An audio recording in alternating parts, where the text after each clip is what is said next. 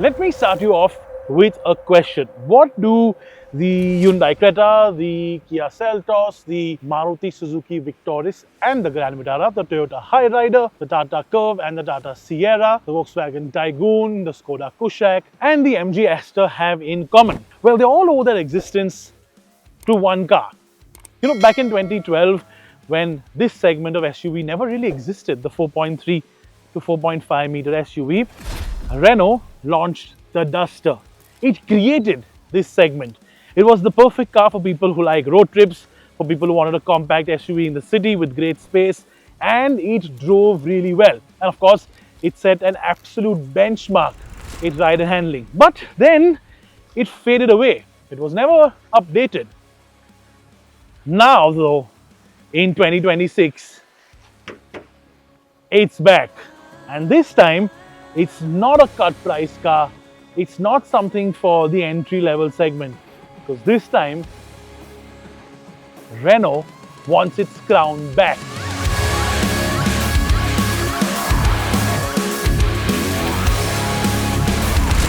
Now, design is extremely important in this segment because people will go into a showroom and buy the car simply because it looks good. Now, whether they buy the top spec version like this iconic here or the base version is depending on people's budgets, but at the end of the day, the design overall of a car super crucial, right? And Renault has played this so well. They've played to the strengths of the original Duster. You've got a basic structure which is very similar. So you've got a very flat front.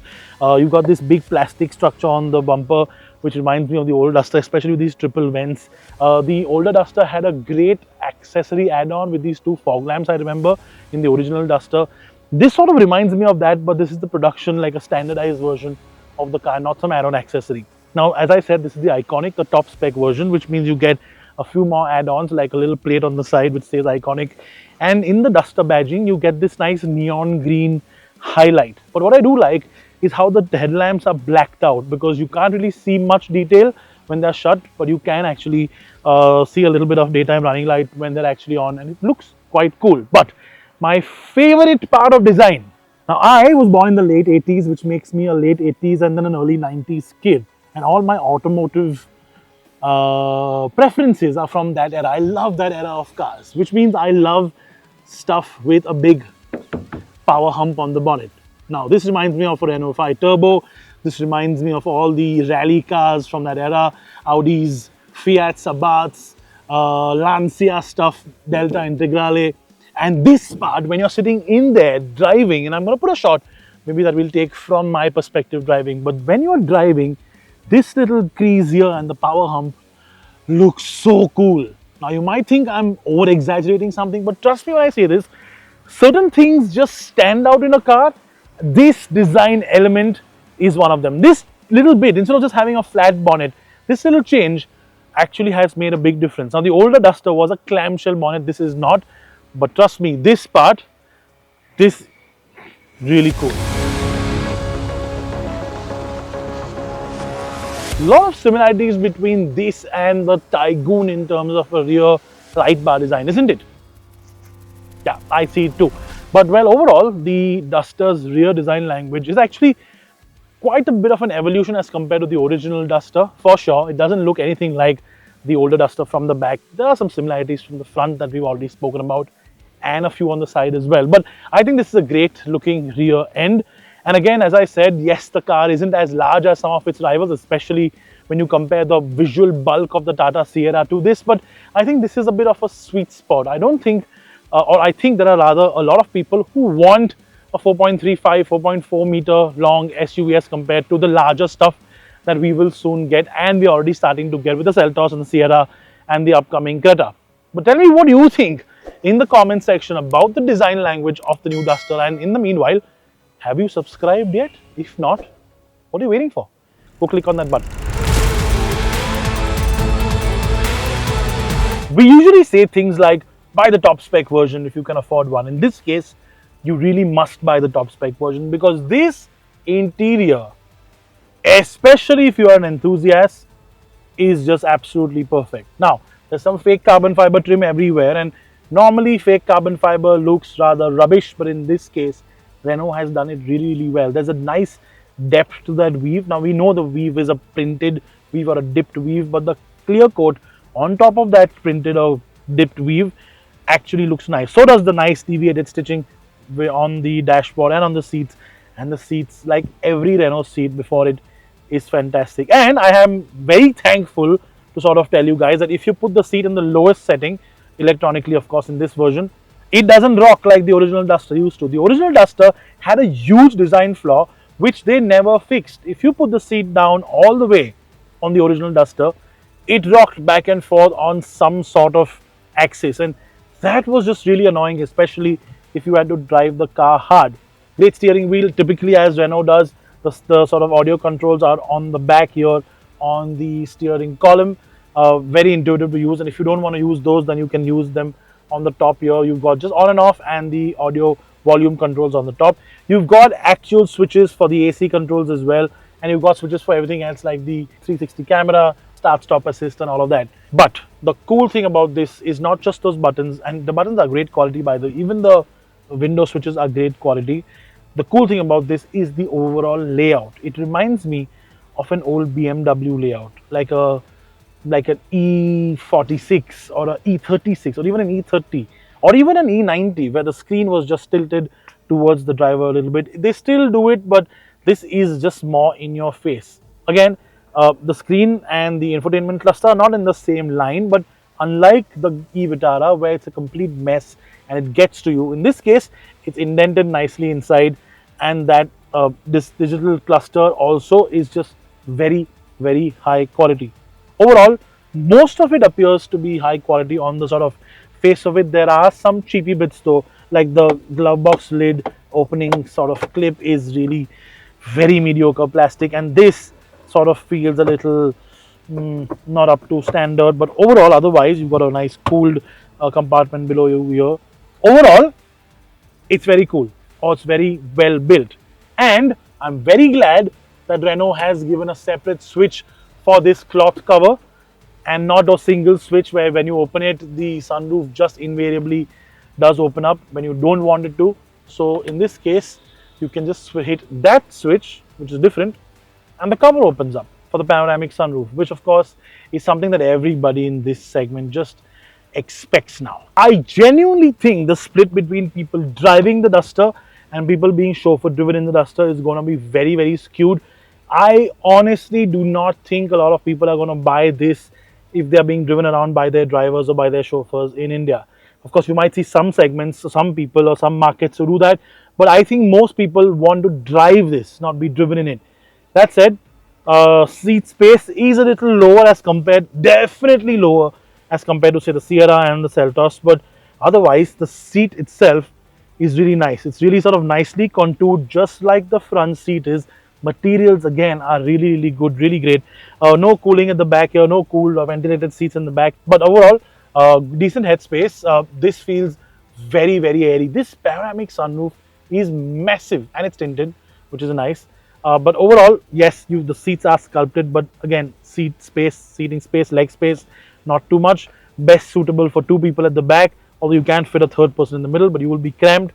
Again, it's not a very wide car as compared to some of its peers. But overall, as I mentioned, I think more people are going to be in that seat as compared to this seat. But even if you are in this seat, it's a comfortable place to be if you aren't very tall or have really long legs. I'm still not sure I'm a fan of those door handles. They feel really sort of cheap to touch. A normal set would have just been so much nicer. Anyways, the trade-off you get for having that slightly less space in the rear seat is a massive boot. Of course, you get a power tailgate, which again is a feature which will become standard across a lot of cars in the near future. And again, as you can see, this is a normal bag, a normal carry-on, and it goes all the way in.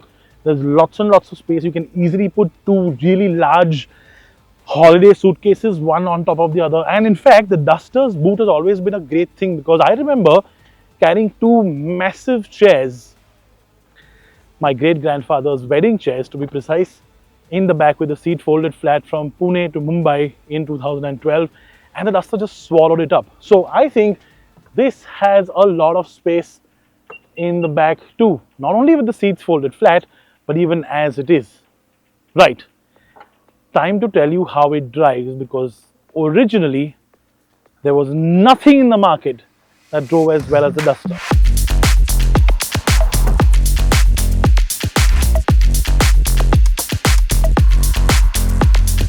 There are two things that the original Duster used to do really, really well that this Duster will have to do well. There's no two ways about it. The first one, of course, was outright performance, outright figures in terms of how the car just drives. Now, the original Duster had that absolutely lovely 1.5 litre diesel 110 horsepower engine. With the manual gearbox, that thing was an absolute joy to drive, not so much with the automatic, and the all-wheel drive was rather okay. But this one doesn't have a diesel, and that's going to hurt Renault, but just a small margin, because this segment has moved so far away from diesel in the last few years as compared to what it used to be, that just having a petrol doesn't really hurt that much. And remember, now, as of today, as of me driving this, you get a 1 litre turbo and a 1.3 turbo, the one we're driving now, and you get a hybrid which we haven't driven, we haven't seen, but is already sold out for the year, which is very weird, which in fact we'll get to a little later. This 1.3 litre engine, well, we've seen that before in a couple of other cars and we know it's good, but now it's made it to a DCT, and now it really brings out all those 163 horsepower. It's very smooth, there's no real lag to it as such. It actually sounds rather nice as well, and if you do use the pedals, sort of shift up and down, it can actually get a lot of fun to drive. But as compared to the original ethos of the Duster, which was really completely enthusiast oriented, this one is a little less so. It's still quick, no doubt about that. We don't have the official figures just yet, because I somehow forgot my Draghi on my haul table. Stupid of me, but I will bring you those figures very, very soon as we get the car in our hands in the next few weeks. And I promise you, we will do a separate follow-up video with all the performance facts and figures for this car. But for now, I can tell you there's enough throttle response. You know, when you change driving modes, it drives really well, and it's rather silent too. It's actually rather very quiet. You can't really hear the engine at all. You can't hear any gearbox. But on the other hand, there is a slight issue, I think only in this car, or maybe I need to drive a couple of other cars to figure out if that sort of persists, because I'm getting a bit of static whine from the speakers. I'm getting that when the music's on, when the radio's on, when a podcast is on, and when, as of now, everything is off. You won't be able to hear it on camera, but to me, I can hear it continuously. Now, I thought first it was gearbox whine, but I think it's not. It's some sort of static interference coming from the speakers, and I haven't heard static interference from speakers in years, probably decades. Remember the old era of doing aftermarket audio setups and then putting an aftermarket plug cable to have no static? Yeah, that's the kind of noise I'm getting, and it frankly is just a tad bit annoying. Overall though, this thing has good performance. It's got poke, and when you need to overtake somebody quickly, like I just did on this narrow 2-lane road, this thing gets up to speed really, really nicely. But again, it's quietly doing it. The older Duster exploded. This one is subtle, which I think in 2026 might be a good thing. And then you come to ride quality. Now, I've had the good luck of going over some absolutely horrific roads today, and going over highways, and going over this lovely road just outside the Dehradun airport, which I absolutely love coming to shoot at. And I can tell you that this thing has the essence of a Renault. There is that chassis underneath all this modern glitz and glamour and all the massive pane of panoramic sunroof and all the fake carbon fiber and all the ambient lighting and all the screens. This thing underneath is still a Duster. This thing has an absolute benchmark setting quality of ride. It handles really, really well. It's still pointy, and compared to say some of its rivals, it's actually a proper fun little thing, because the Grand Vitara, for example, has the chassis but doesn't really have the engine. The VW twins do all of it rather well, but this takes it that one step higher, especially when you sort of play around in the curves. Oh,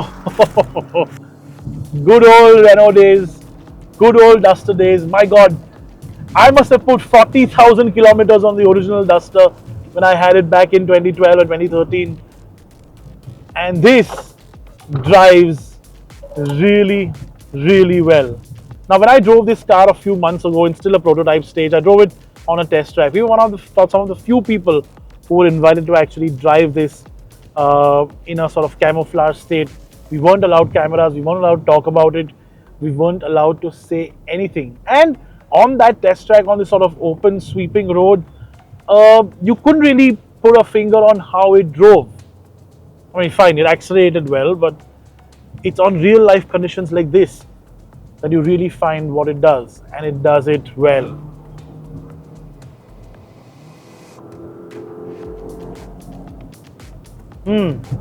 Engine sounds nice. You know what I think is going to happen? This is an international engine. Someone's going to find a way to make this sing with a nice exhaust on it and make this perform a little bit better with a little bit of a ECU tune. And I think we're going to see 200 horsepower Dusters happening very, very soon. Maybe a new enthusiast platform has just been born. So let me sum this up in under 1 minute. Things I like and don't like. First, I like the way it looks, but I think it could have been a little bit nicer, especially say with the wheel design on this car. 18-inch wheels are great. I don't like the door handles for the rear doors. That just feels really, really flimsy, and somebody like my mother will hate it even more because people just don't like those door handles, period. I mean, I don't mind, but not a big fan. I like the way it drives. I really, really like the way it drives. Handles well, ride quality is excellent, engine is strong. We don't really know what the fuel economy figures are going to be when you push this engine because we haven't really tested it yet, but that is something we will do too. But overall, this thing just has it all really sorted. Nice interiors to nice quality, apart from a few little pieces on the bottom, the plastics on the dashboard, etc. But otherwise, overall, it's a real winner. Renault's even got the price right. I think we're about to see a third resurrection of the Renault brand in India. Brave prediction? Wait and watch. Thank you so much for watching. As always, remember, subscribe, hit the bell icon so every new video that pops up on the channel you get a notification for. And as always, get in the comments and let's discuss this car because I think there's a lot to discuss. See you in the comment section.